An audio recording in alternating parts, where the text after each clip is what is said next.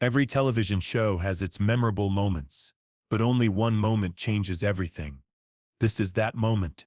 The morning sun cast long shadows across Michigan Avenue as Chicago awakened to another bustling day. Inside Harpo Studios, the iconic home of the Oprah Winfrey Show, the familiar pre-show energy buzzed through the corridors like electricity. Production assistants hurried past carrying clipboards and headsets, their voices creating a symphony of organized chaos that had become the soundtrack of daytime television's most powerful platform. The burgundy and gold set gleamed under the carefully positioned studio lights, each fixture calibrated to create the warm, inviting atmosphere that had welcomed millions of viewers into America's living rooms for over 2 decades. The audience seats, arranged in perfect semicircles around the iconic stage, waited to be filled with people whose lives would be touched by whatever magic was about to unfold. In her private dressing room, Oprah Winfrey sat in her makeup chair, reviewing the day's rundown, while her longtime makeup artist applied the final touches that would prepare her for the cameras. At 54, Oprah had reached the pinnacle of media influence, but she had never lost sight of the responsibility that came with that platform. Every show was an opportunity to heal, to inspire, to connect human hearts across the vast distances that often separate us from one another. Today's episode was titled Heroes Among Us, a tribute to ordinary Americans who had performed extraordinary acts of service. The concept had been born from Oprah's deep belief that heroism wasn't reserved for the famous or the powerful, but lived quietly in the daily actions of people who chose courage over comfort, service over self-interest, love over fear. The show's research team had spent weeks identifying guests whose stories would not just entertain but elevate. There was Margaret Chen, a 62-year-old teacher from Oakland, who had shielded her students with her own body during a school shooting, sustaining 3 bullet wounds in the process. There was David Thompson, a construction worker from New Orleans, who had rescued 47 people during Hurricane Katrina, using his small fishing boat to navigate the flooded streets long after official rescue efforts had been suspended. And there was James Washington, a Vietnam veteran who had spent the last 15 years creating a network of tiny houses for homeless veterans, building each structure with his own hands and funding the project by working 3 jobs well into his 70s. Each guest represented a different facet of American heroism, the kind that rarely makes headlines, but sustains the very fabric of society.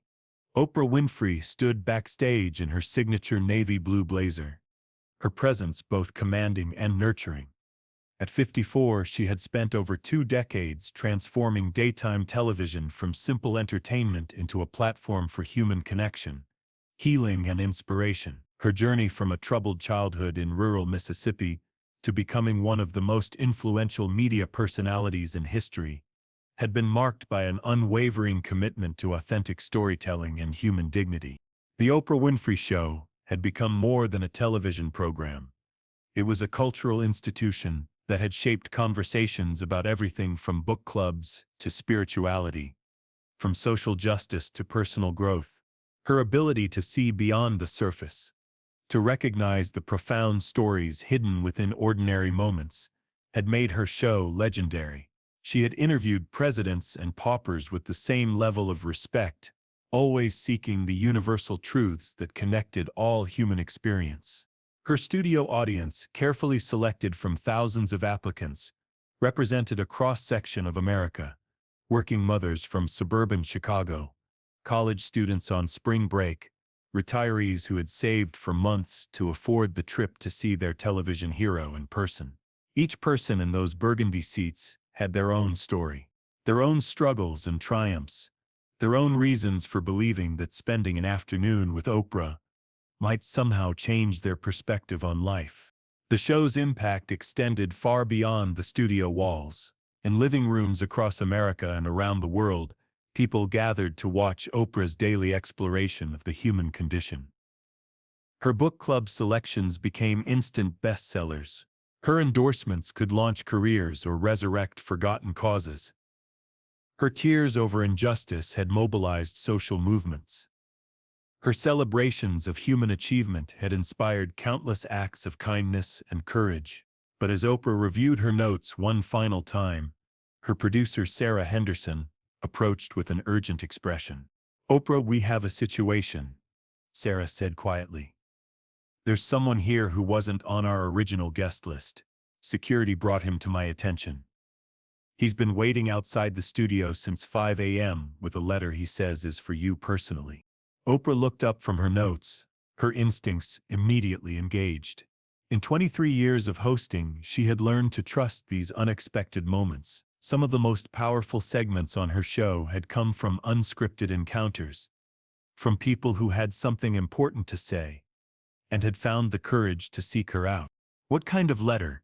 Oprah asked. "He says it's from his late wife.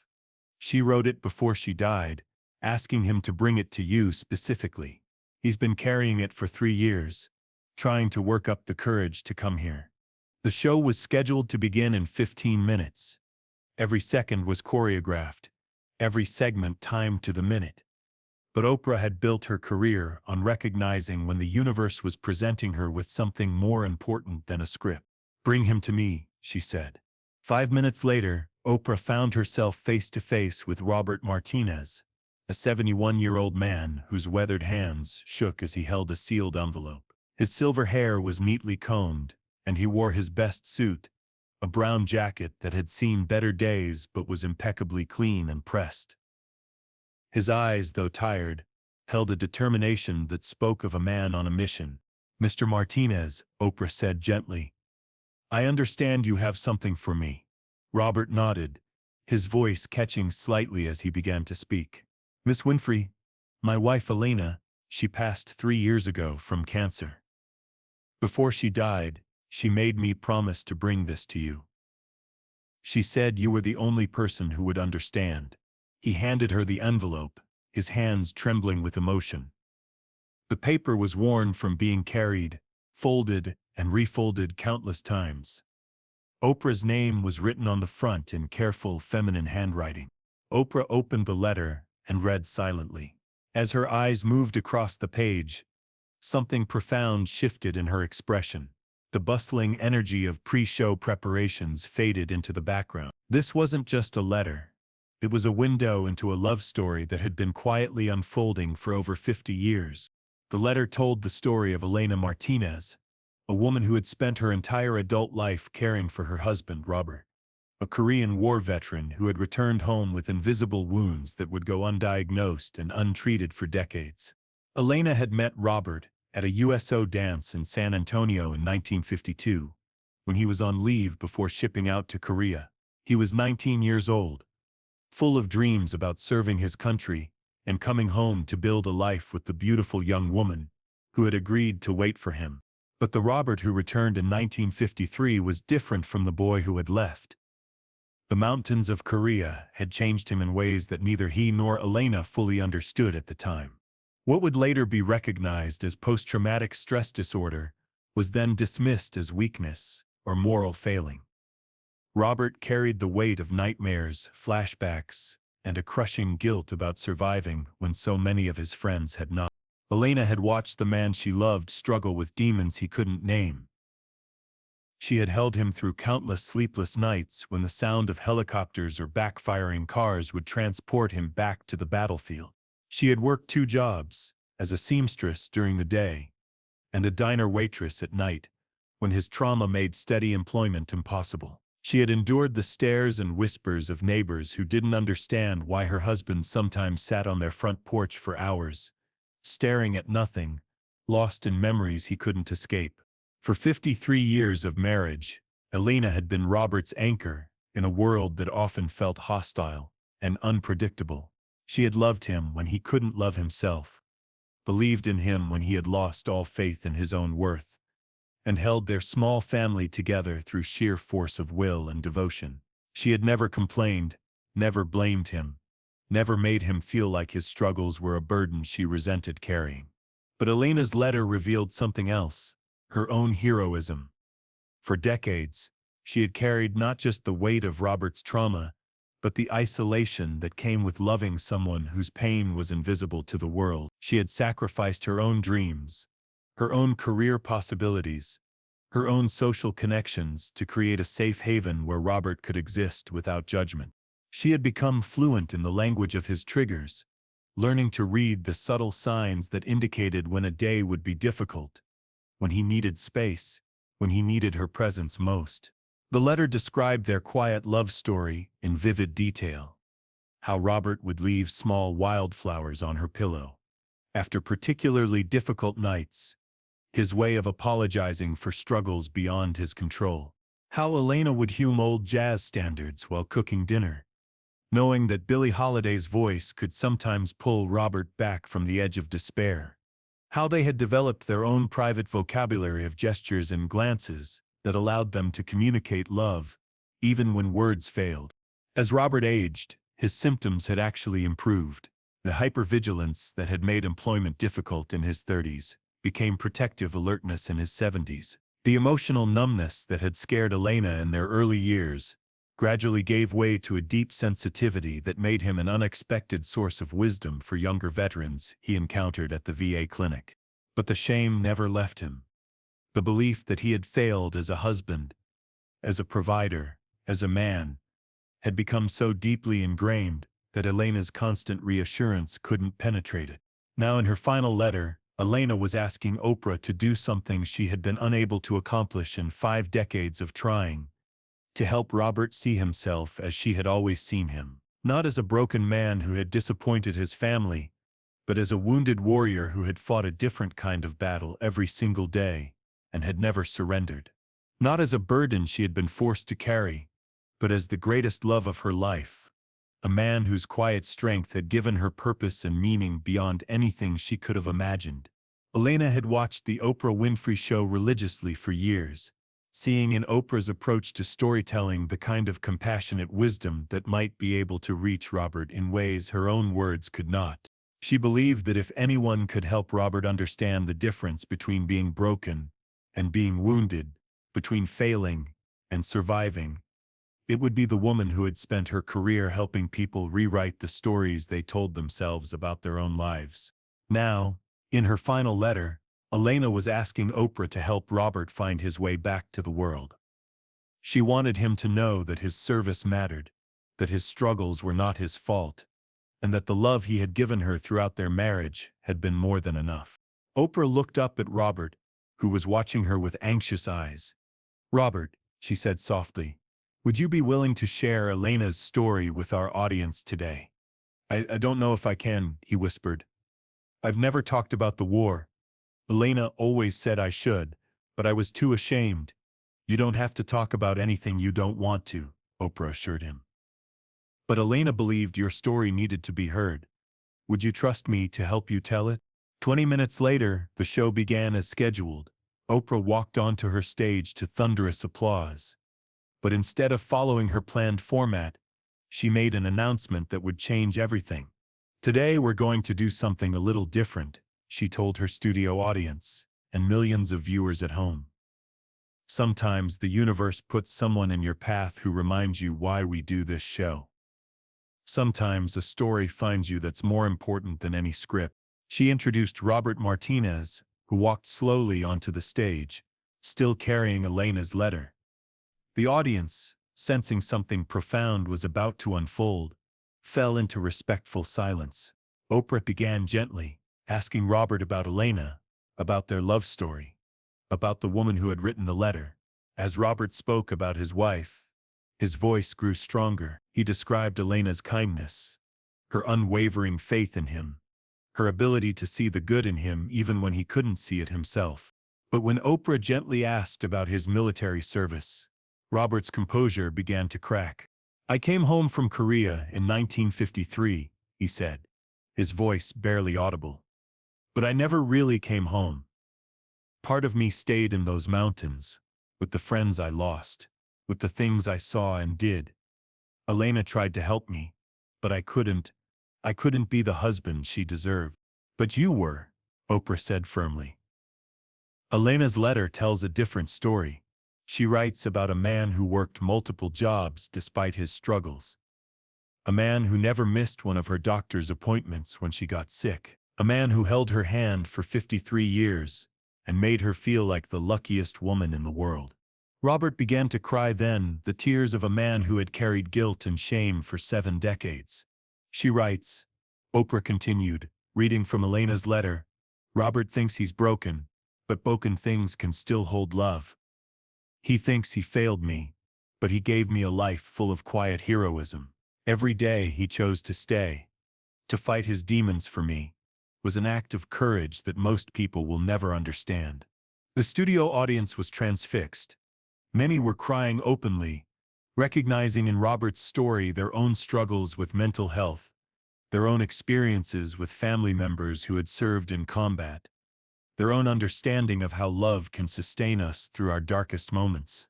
But Oprah wasn't finished. She had made a decision that would define this moment forever, a decision that came not from her producers or her script, but from the deep well of empathy that had always guided her most powerful moments. Robert, she said, standing up from her chair and walking to where he sat, Elena asked me to give you something. She asked me to give you recognition for your service. Recognition she felt you never received when you came home from Korea. From behind her chair, she retrieved something that made the audience gasp. A folded American flag, its red, white, and blue fabric pristine and perfectly creased. But this wasn't just any flag. This flag flew over the United States Capitol yesterday, Oprah announced, her voice carrying the weight of ceremony. When I read Elena's letter last night, I called in every favor I had to make this happen. I contacted Senator Dick Durbin's office, and they arranged for this flag to be flown specifically in honor of Robert Martinez and his service in the Korean War, and in honor of Elena Martinez for her service as a military wife. The studio fell into complete silence. Even the camera operators, who had seen countless emotional moments during their careers, found themselves moved by the gravity of what was happening. Oprah continued, her voice growing stronger with each word. Because Elena was right, Robert. She served too. Every day she loved you. She was serving her country by taking care of one of its heroes. Every night she held you through a nightmare. She was on active duty. Every time she chose to stay when things got difficult, she was demonstrating the same courage you showed on those Korean mountainsides. Robert looked up at Oprah with wonder. As she placed the flag in his trembling hands, the weight of it seemed to surprise him. Not its physical weight, but the symbolic weight of recognition he had never expected to receive. But the moment that would be remembered forever, the moment that would define Oprah's legacy, as much as any interview with a world leader or any dramatic reveal, happened next. Oprah knelt down beside Robert's chair, abandoning every rule of television staging, every consideration of camera angles and lighting. She spoke directly to him, her voice carrying to every corner of the studio and into the homes of millions of viewers, but somehow making each word feel like a private conversation between two people who understood each other's hearts. Robert, I need you to listen to me very carefully, she said, her own voice thick with emotion. Elena wants you to know that you were never broken. You were wounded in service to your country, and you spent 53 years healing in the arms of a woman who saw your true worth every single day. That's not failure, Robert. That's victory. That's love. That's heroism. She reached into her jacket pocket and pulled out a small pin. The same pin that every guest on her show received. A simple token that had become one of the most coveted mementos in television. But as she pinned it to Robert's lapel, next to the service ribbons he had finally found the courage to wear, she spoke words that elevated that simple pin to something sacred. This pin usually represents being a guest on my show, she said. But today, it represents something else. It represents Elena's love for you, reaching across time and space to make sure you know what she always knew, that you are worthy of honor, worthy of recognition, and worthy of the love you gave each other for more than half a century. The standing ovation that followed lasted for over 7 minutes. Audience members were on their feet, many saluting, many crying, all of them understanding that they had witnessed something sacred. The cameras captured it all, the tears streaming down faces of viewers who had never served in combat but understood something profound about love and sacrifice. The veteran in the third row, who stood with ramrod military posture, as he honored a fellow warrior. The military wives scattered throughout the audience, who saw their own stories reflected in Elena's letter. But the most powerful moment came when Robert, still holding the flag, looked directly into the camera and spoke to Elena as if she were sitting right beside him. His voice, which had been weak and uncertain when he first walked onto the stage, was now strong and clear. "Elena, mi amor," he said, using the Spanish endearment she had always loved. "I got your letter to Ms. Winfrey. I kept my promise to you, just like you kept all your promises to me. And Elena, gracias. Thank you for seeing me when I couldn't see myself. Thank you for loving the man I was underneath all the hurt. I finally understand what you tried to tell me all those years. I wasn't broken. I was just learning how to be whole again. And you were my teacher." The episode became legendary in television history. Juanita Letter and Robert Martinez trended on social media before trending was even common. The show received over 100,000 letters from veterans and military families, sharing their own stories of love, service, and healing. 6 months later, Robert Martinez became a volunteer counselor at the local VA hospital, using his story to help other veterans understand that seeking help was not weakness, but courage. He carried Elena's letter with him always, not as a burden anymore, but as a reminder of the love that had sustained them both. The flag that Oprah presented to Robert was eventually donated to the Smithsonian, along with Elena's letter, as part of an exhibit on military families and the often unseen battles fought on the home front. Oprah Winfrey said later that Elena's letter reminded her why she had gotten into television in the first place. Not to entertain, but to connect. Not to perform, but to heal. Not to be famous, but to use that fame to amplify the voices of those who needed to be heard. Elena Martinez never appeared on my show, Oprah reflected years later. But she changed it forever. She reminded me that sometimes the most powerful stories are the ones people carry in their pockets for years, waiting for the courage to share them. She reminded me that love is the most heroic thing any of us can do, and that recognizing that heroism is one of the most important services television can provide. The Oprah Winfrey Show continued for 3 more years after Elena's letter was read on air. But many consider that episode to be the moment when the show transcended entertainment and became something else entirely. A place where the deepest truths about human resilience could be spoken and honored. Robert Martinez lived for 8 more years, spending his final decade helping other veterans find their way home from wars, both foreign and internal. When he passed in 2016, his funeral was attended by hundreds of veterans whose lives he had touched. The flag that Oprah had given him was draped over his casket, and Elena's letter was buried with him, their love story finally complete. But their legacy continues. The Elena Martinez Foundation, established by Oprah and funded by viewer donations, provides support for military families dealing with PTSD and other service-related challenges. The foundation's motto, taken from Elena's letter, reads, "Broken things can still hold love." Sometimes the most important television doesn't come from what's planned, but from what's discovered. Sometimes a letter from a dying wife to a talk show host becomes a bridge between one man's pain and the healing he never thought possible.